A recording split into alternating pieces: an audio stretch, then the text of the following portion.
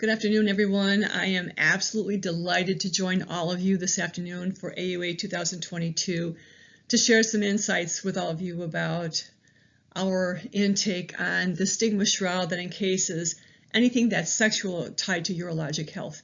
And I'd like to give a nod and a thank you to Dr. Hugo Davila for partnering with me on this presentation. So, moving forward, we are surrounded by sexual innuendo all day, every day. And frankly, we don't think twice about it anymore because we are so bombarded with those visual images in movies, on television, in magazines, etc.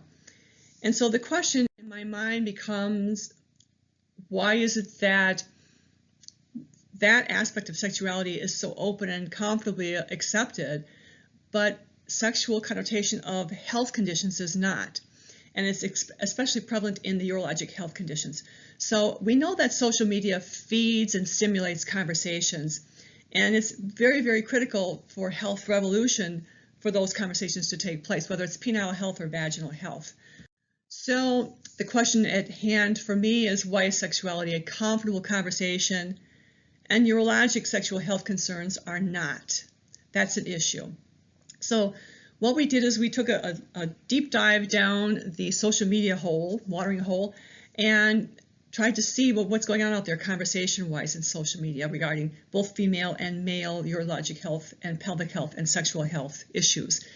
And what we did is we tried to view this through a lens of male versus female, how much conversation is going on, as well as patient versus practitioner, what kind of conversations are going on. And we wanted to partner it up male to female as closely as we could. So we partnered up erectile dysfunction with pelvic organ prolapse. On the ED side, we can find prevalence data between 10 and 40%. On the POP side, we can find prevalence data between 3 and 93%, which is a startling gap. But we see 50% prevalence relatively routinely in studies now on POP. So that was a kind of a no-brainer to match those two up. And matching up male to female on the incontinence side, pretty easy. On the libido side, excuse me, relatively easy. And then we partnered up premature ejaculation with vaginal tissue bulge.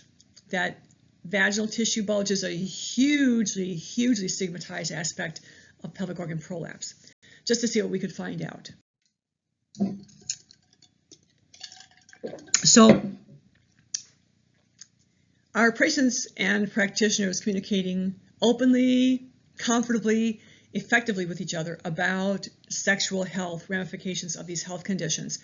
And how we sorted out the social media side of it is we took the professional social media versus the lay social media. So we partnered up Twitter, Facebook, regular Googling, and set that as one segment. And then the professional social media, which is LinkedIn, that's white coat, white collar, to see what kind of conversation was going on in there. And you can see by the numbers on this slide here that the LinkedIn side, which is the small numbers at the top, the amount of communication was much, much smaller than the lay community has got going on.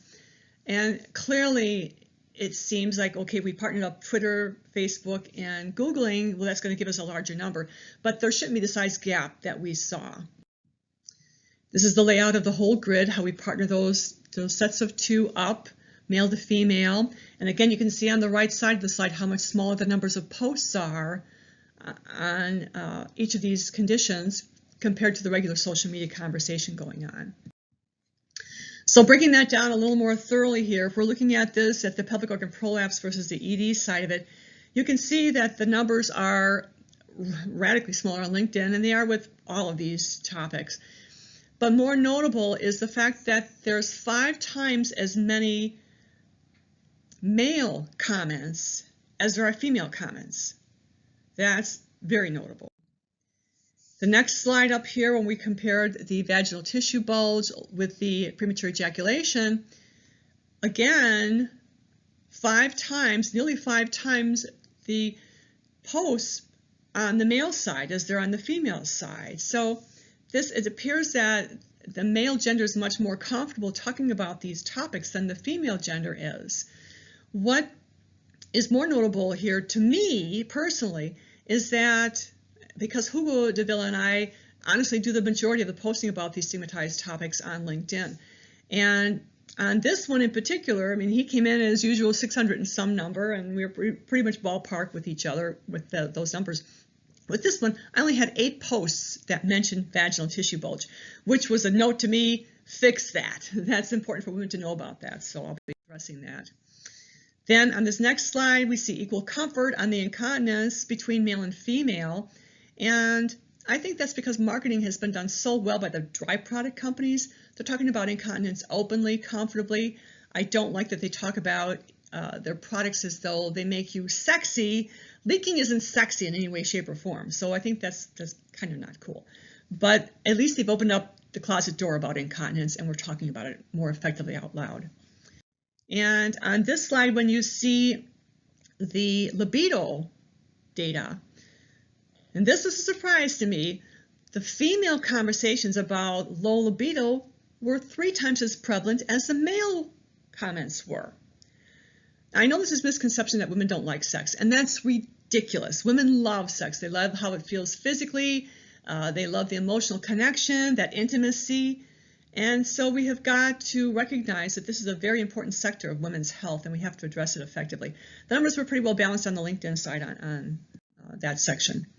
So what we're looking at here when we're reviewing the patient versus practitioner view, and we're looking at it through the healthcare tunnel vision mindset, we clearly have to make some adjustments in how we're addressing these issues with our patients. Patients' social media feeds, their comments tended to be more on symptoms. The physician's social media comments were on conditions.